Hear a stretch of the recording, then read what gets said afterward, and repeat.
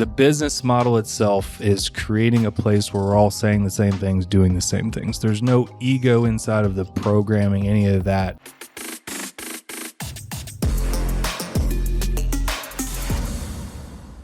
Matt Helen back in the studio. What's up? How are you? I'm good, man. It's been busy. It's hard to get in here.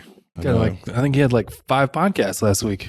Well, I had all my homies in town, so I got them all on the podcast tonight. They all had different backgrounds that I thought would be interesting to talk to for people to hear. So we had Kale on. We had Mark Fisher. I think he comes out a couple of episodes before this one will. And then we had Casey, who's a true semi-absentee owner. I hate that word, but he actually pulls it off. Yeah, he does it well. All right. So he's the thing I think most people want to be. So it was good to have him on and just ask him why. And he really couldn't tell me. So that was good. He's like, I'm just really smart and I'm good at spreadsheets. So I'm like, okay, awesome. But nah, he's a good leader, dude. He is. So dad jokes, did you bring one? Yeah, I did. You're going to do your No, you go first. Your one first for the people that can't see you? No. Okay. Well, I do have some. My nephew has a bunch of dad jokes he gave me.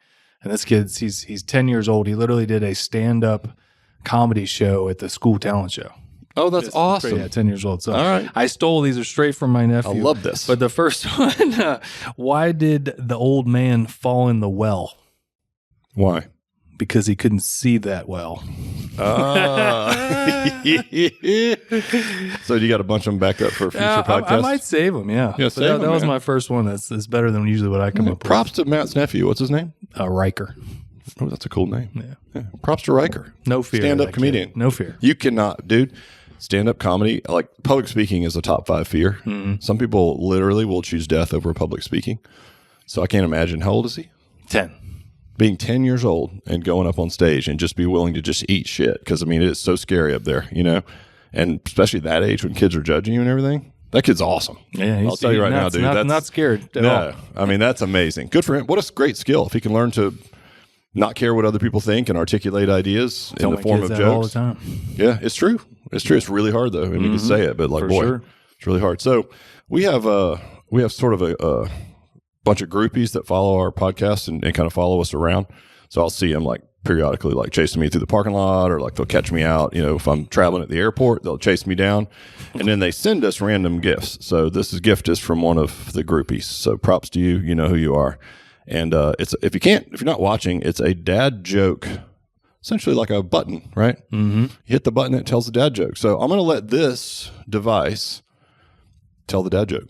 All right. So what you got. This may come out really crappy on sound, but we'll see what you got. All right. Brace yourselves, folks.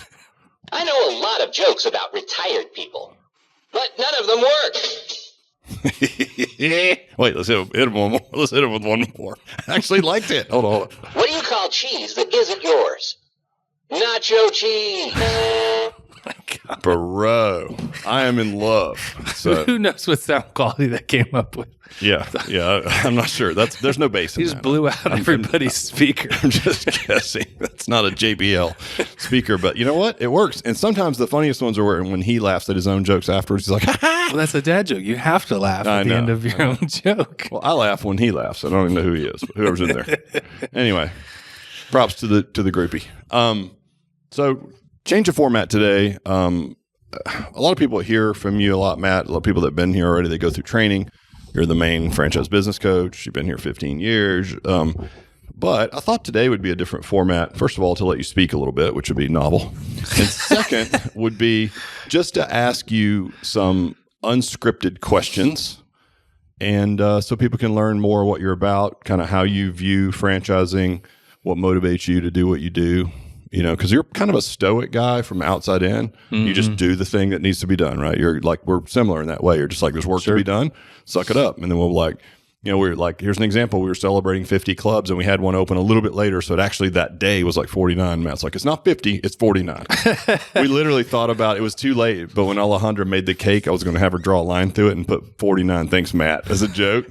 Hey, man. But I love it, right? So but part of that is like, it's hard to get, like, what are you really motivated by, right? Because for you, it's like, there's a job to be done. We're doing that job. And it's like, you're going to be very stoic about it and do that job. But I think, like, I know you well enough to know where that comes from. So it's going to be a little deeper than we would normally go, especially you and I. We're going deep today? We're going deep. If you cry, that's fine, dude. I'm not going to hold it against you. All right, you ready? Sure. So what would you say currently in your role is your biggest challenge? Biggest challenge, and we're speaking like just in the franchise realm. Just anything, really. Okay. Yeah, you want to go personal? Let's do it. Well, for franchise realm, let's see.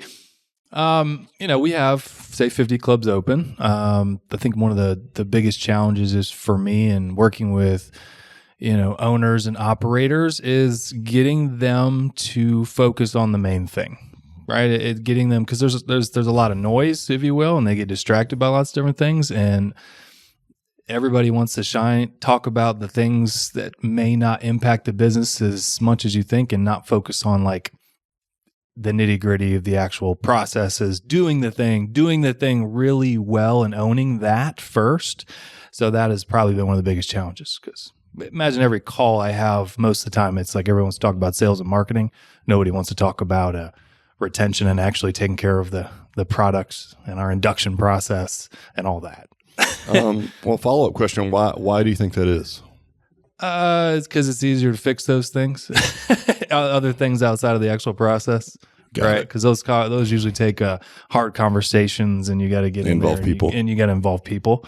So it's easier for me to try to figure out a way to get more leads, either paying money, than having those hard conversations and looking yourself in the mirror, if you will. Yeah, kind that's of fair. thing. So that'd be probably it. Yeah, interesting.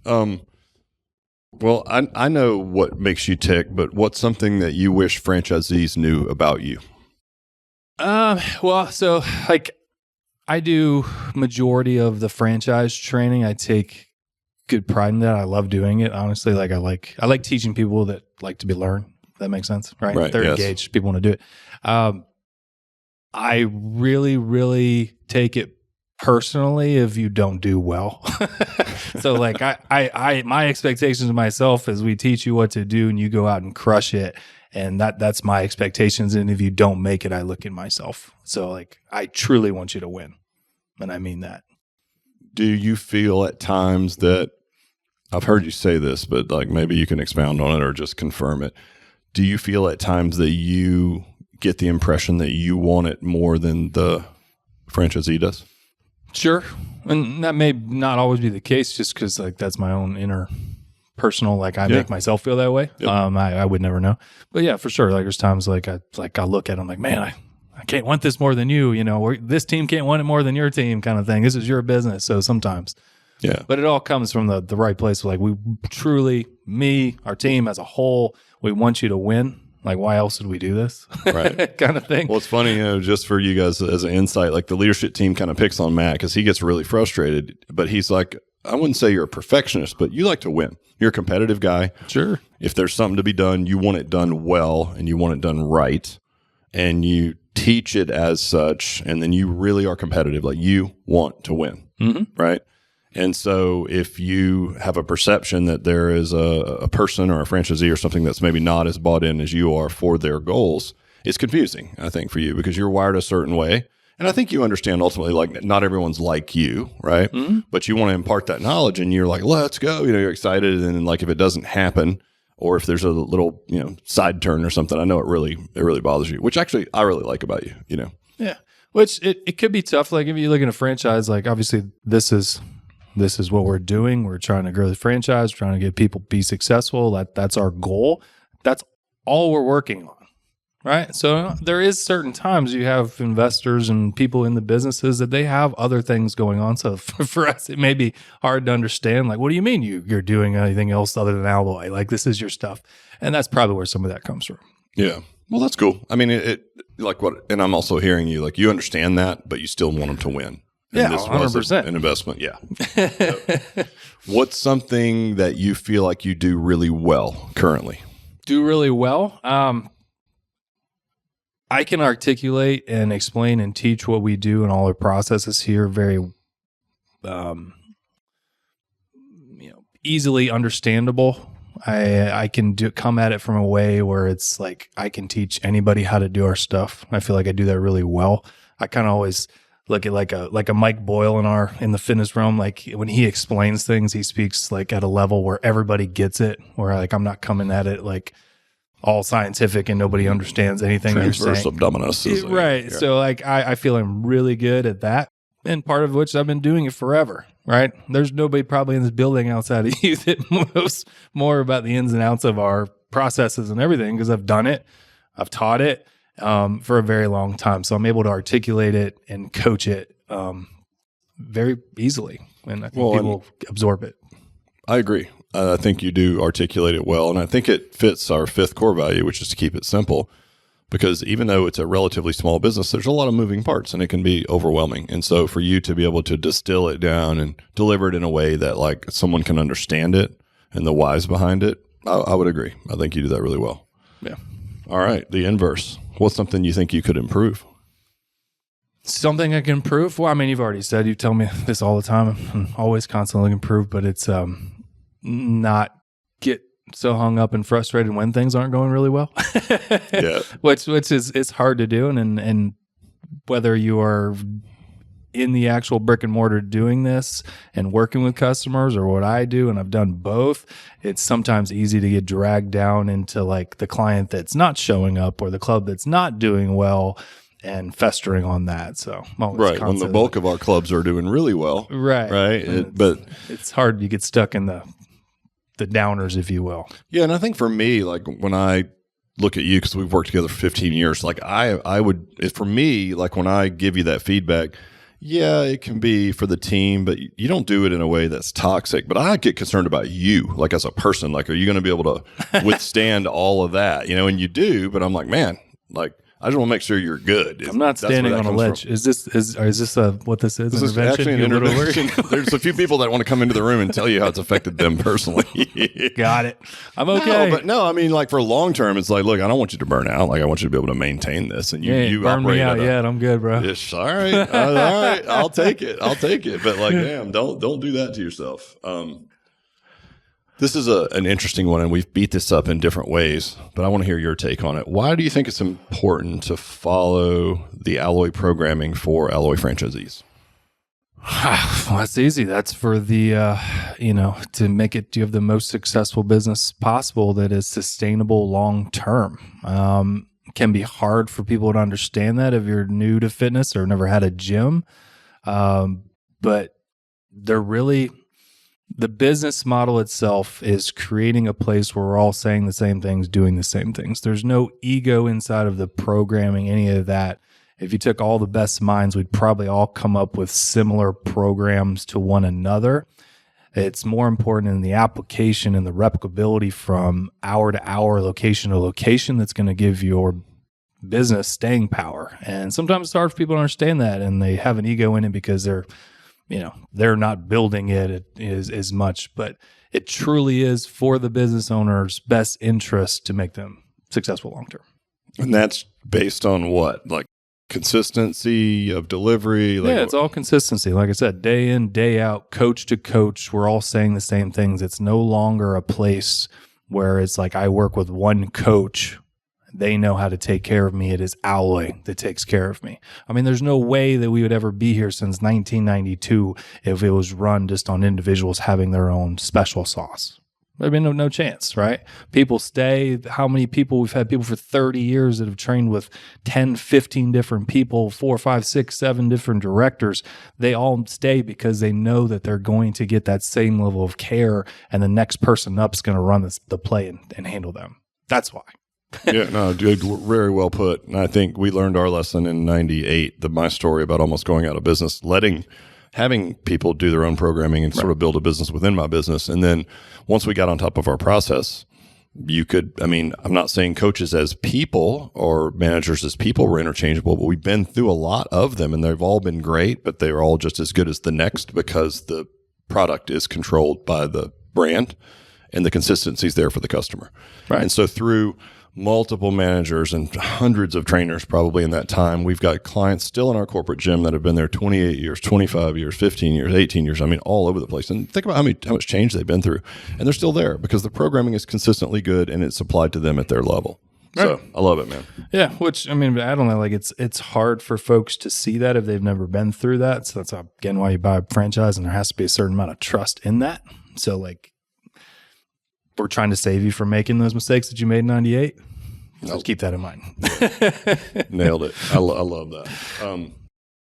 If you could give franchisees one piece of advice, just one, what would that piece of advice be? One piece of advice, franchisees. That's tough, man. One piece of advice and for them. Take a true interest in their actual teams and their own community and be a part of it. That's what I'd say. So it would be to the investor, essentially. Yeah. Be in your business. Can you expand more on that? Well, you said make it simple. Well, just one thing. Okay, but that's the one thing. You would say be involved in your business. But what, like, in practical terms, I'm just asking a follow-up to that. Like, what does that mean to you?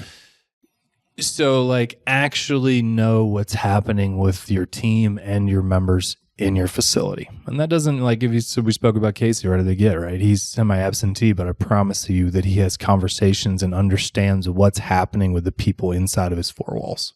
There's no mystery from there, right? You to Hainesbridge, you speak to Kean, you can talk to Kean about members, you know what's happening inside of that place. If you don't have a connection to the people and however you do it, whether it's more in person or you could possibly do it from afar, I don't recommend it, but it obviously can be done, you don't have a real pulse on your business. Yeah, no, fair enough. I love it. No, nothing to follow up with that. All right, this is a lofty question. Where's Matt Helland in 10 years from now? Where do you see yourself being? You know, I hate these type of questions. I know. I couldn't tell you where I'd be in 5 years. Well, look how much change we've had in a few years. But let's just say things work out perfectly for you and Alloy and everything else. Like, what would your dream be 10 years from now? 10 years? I mean, honestly, I would say our goals, we're 7 years. That means 10 years we have 800 to 1,000 locations open and are in process. And I would be kind of the forefront, kind of what I am, but managing a much bigger team on the operations side, keeping them rolling, keep them successful. So stay sort of VP of ops and then just build a bigger team. Yeah. I mean, I don't know. I mean, I don't think about stuff like that, but sure. Where do you see Matt in 10 years, Rick? Funny you should mention that. We have to have a serious talk after this. This is a farewell podcast. By the way, you're fine. Under a bridge on Highway 400. No, I'm just kidding. All right. No bonus question. If you could have one person to dinner, who would it be? Dead or alive? Any person you want could come to dinner, dead or alive. Who would you want? Adam Sandler. Are you serious? Why not? You're deep as a puddle. What do you want me to do? Somebody is dead? You want to get, Confucius? I mean, what do you want? Yeah, if that's your vibe, you can do Confucius, Buddha. What do you want to do? I get to have one dinner. At least I have some bearing of like I know what this person's going to be like. Who would you pick? I don't know. Bullshit. You have an answer. You came up with it. I did not. It's just a common question. I have been asked this before. What'd you answer? I've had different answers. That's crap. What's your answer? I had one of my answers was Nelson Mandela. Because I would like to talk to him. I couldn't understand how you'd be put in prison for 35 years, come out, and then create unity instead of just going straight rogue and creating like a rebellion army or something. So if you had one dinner, that's what you choose? Look, the guy caught me off guard. I just picked him out of the hat because I was reading a book about him. I thought he was interesting. He's a very interesting, dynamic person. I mean, you could say Jesus comes over for dinner because like you can ask him whatever you want, and it's like, all right, that'd be cool. But definitely not Adam Sandler. But yeah, there you go. I thought we were having a good time. Matt's all about the party. I should never ask you that question. Jesus. Right. Okay. Can't understand a thing he says. Right. That's right. You don't speak ancient Hebrew? Too realistic for that, man. I don't even understand. You want to speak English? Oh, my God. All right. On that note, Matt's got work to do. So thanks, Matt, for putting up with these questions. And I hope that guy... everybody knows Matt. Everybody works with Matt. I hope that gives you guys some insight into how he thinks. Adam Sandler. Scared to death. Peace. Bye.